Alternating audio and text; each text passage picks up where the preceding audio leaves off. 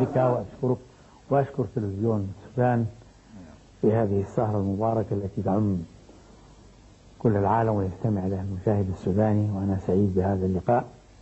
حقيقة قبائل الشرق أو كما سميتها درر من الشرق، وأرجو أن تكون كذلك، فهي درر في مواجهة الاستعمار، وهي درر في بناء السودان.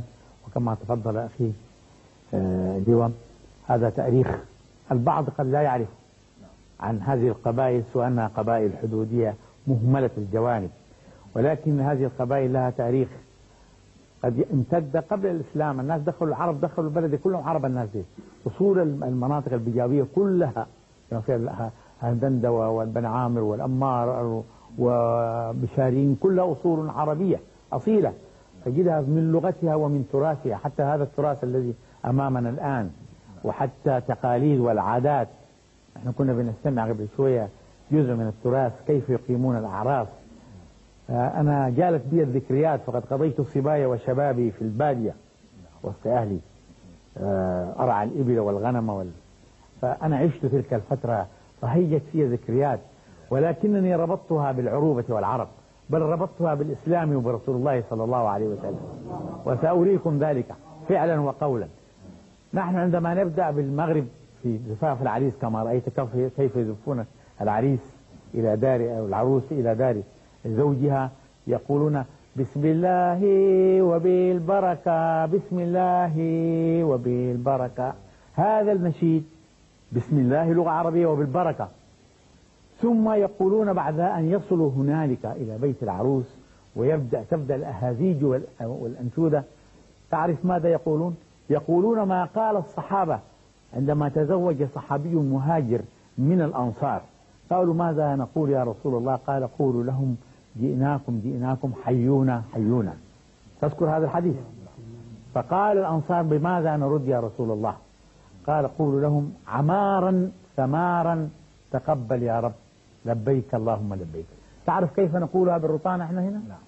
عمارة ثمارة تقبل يا لبيك. جماعة من الشباب ديل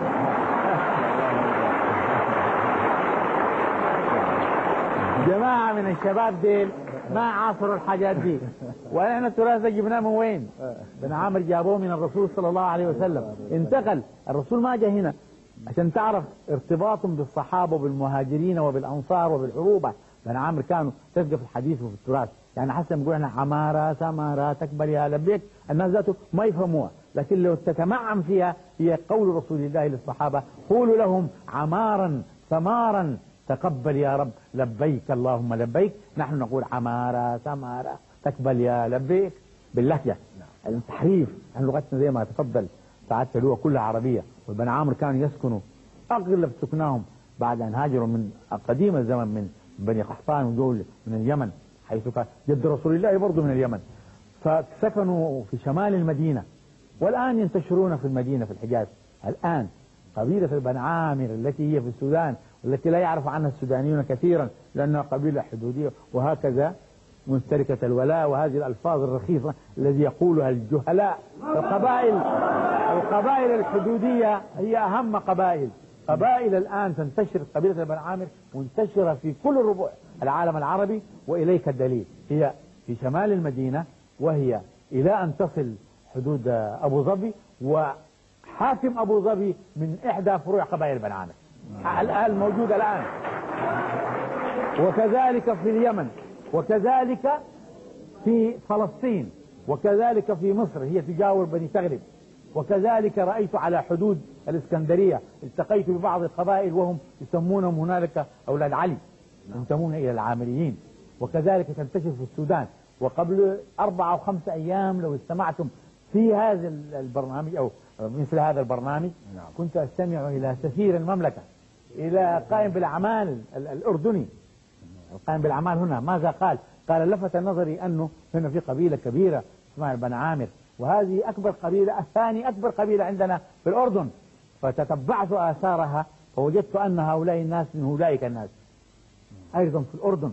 ففي كل مكان تجد هذه قبيلة لها شطور كمثل الشطور التي ترضع كل من أتى إليها وحبه. قبيلة واسعة منتشرة في كل الأرض. تاريخيا كما يقول أستاذنا عبد الله الطيب، الهجرة الأولى جاءت في وادي العقيق، ووادي العقيق عندنا مدينة عقيق التي سمعت كانت محتلة قبل شهور، الحمد لله تحررت الآن. هذا الوادي أنا رأيت وادي العقيق في المدينة، عندما استعجبت لأنه التسمية تشبه التسمية، الوادي هنا والوادي هناك متشابهان. فجاءتني كلمات عبد الله الطيب عندما قال أنا أجزم أن الصحابة قد دخلوا بوادي العقيق، دخلوا في العقيق وسموه عقيق، الصحابة سموا هذا.